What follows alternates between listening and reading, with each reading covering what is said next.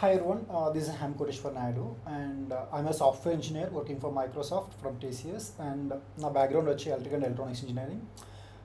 నేను ఎప్పుడు అనుకునేది ఏంటి అంటే నేను చదువుకున్న చదువు నేర్చుకున్న విద్య ఎప్పుడు ఎలా యూజ్ అవుతుంది. సి మీలో కొంతమందికి నేను తెలుసు.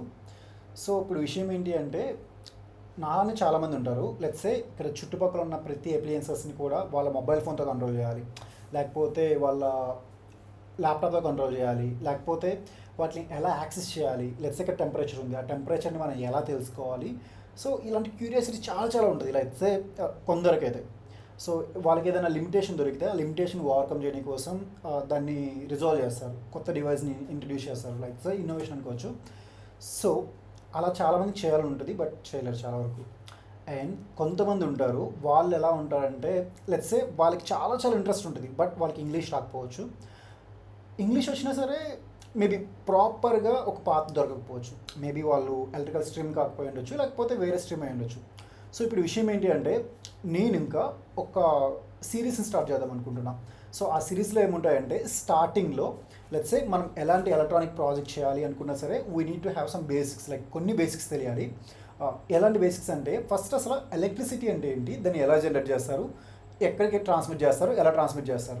సో ఈ మధ్యలో యూజ్ చేసే కండక్టర్స్ అంటే ఏంటి, ఏ కండక్టర్స్ యూజ్ చేస్తారు, అండ్ రెసిస్టెన్స్ అంటే ఏంటి, లెట్స్ రెసిస్టర్ అంటే ఏంటి, ఎలాంటి రెసిస్టెన్సెస్ని యూజ్ చేస్తారు. ఇవి బేసిక్ థింగ్స్. అవి కాకుండా లెట్స్ కాంపోనెంట్స్ విషయానికి వచ్చేసరికి బేసిక్ లెవెల్ వచ్చేసి అసలు కండక్టర్స్ అంటే ఏంటి, రెసిస్టర్స్ అంటే ఏంటి, కెపాసిటర్స్ అంటే ఏంటి, semi conductors such as diode, transistors, ISIS, integrated circuits, micro controllers, micro processors, and ఇంకా మన ఎలక్ట్రికల్కి వచ్చేసరికి పవర్ ఎలక్ట్రానిక్స్ అని ఉంటాయి.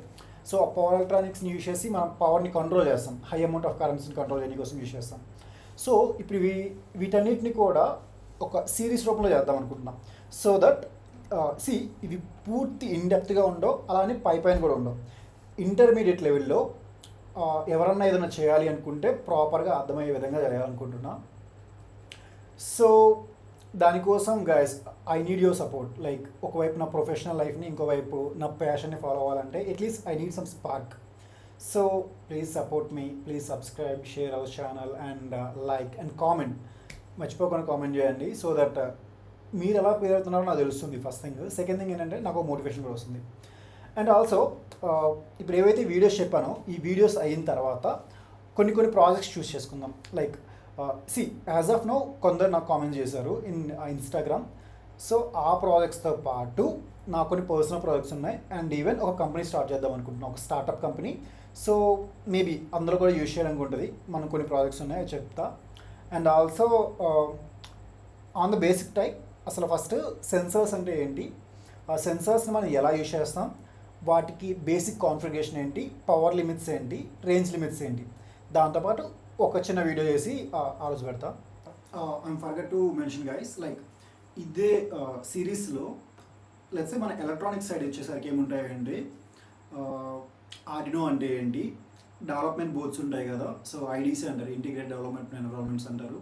సో ఐడీస్లో ఆర్డినో ఐడి ఒకటి చెప్తా, అండ్ దాంతోపాటు ప్లాట్ఫామ్ ఐఓ అని చెప్పేసి ఒకటి ఉంటుంది. అండ్ అది ఒక ఇంటర్మీడియట్ లెవెల్లో ఉంటుంది, చాలా చాలా నీట్గా ఉంటుంది, చాలా ఈజీగా కూడా ఉంటుంది. అది మనం VS Codeలో రన్ చేస్తాం. సో ఈ రెండింటి గురించి కూడా చెప్తా. దాంతోపాటు ఆర్డినోలో డిఫరెంట్ టైప్స్ ఆఫ్ బోర్డ్స్ ఉంటాయి కదా, ఆర్డినో బోర్డ్స్ ఏంటి, లేకపోతే ESP బోర్డ్స్ ఉంటాయి కదా. లెట్స్ ESP32 యూజ్ చేస్తారు మోస్ట్లీ, అండ్ అది కొంచెం బాగుంటుంది. అండ్ డ్యూయల్ కోర్ కూడా, సో ప్యారలల్ ప్రాసెసింగ్ కూడా యూజ్ చేస్తుంది, మళ్ళీ థ్రెడ్డింగ్ యూజ్ చేయొచ్చు. And also Raspberry Pi boards కూడా చెప్తా. ఇవన్నీ కూడా 1 by 1 జరుగుతూ ఉంటే వీటిని ఒక సిరీస్గా చేసి పెడతా. లైక్ వీటితోనే పాటు కొన్ని కాంపోనెంట్స్ ఉంటాయి, మాడ్యూల్స్ ఉంటాయి. ఈ మాడ్యూల్స్ని ఎప్పుడు ఎలా యూజ్ చేయొచ్చు అండ్ ఈజియెస్ట్ వేలో ఎలా చేయొచ్చు, దాన్ని మనం ఒక సర్క్యూట్ రూపంలో మనం ఎలా బిల్డ్ చేయొచ్చు, and as much as possible from the scratch నుంచి స్టార్ట్ చేస్తా. అందరికీ ఈజీగా అర్థమవుతుంది. సో మీరు చేయాల్సింది ఏంటి అంటే just support me, that's it. Thank you for your support. Bye.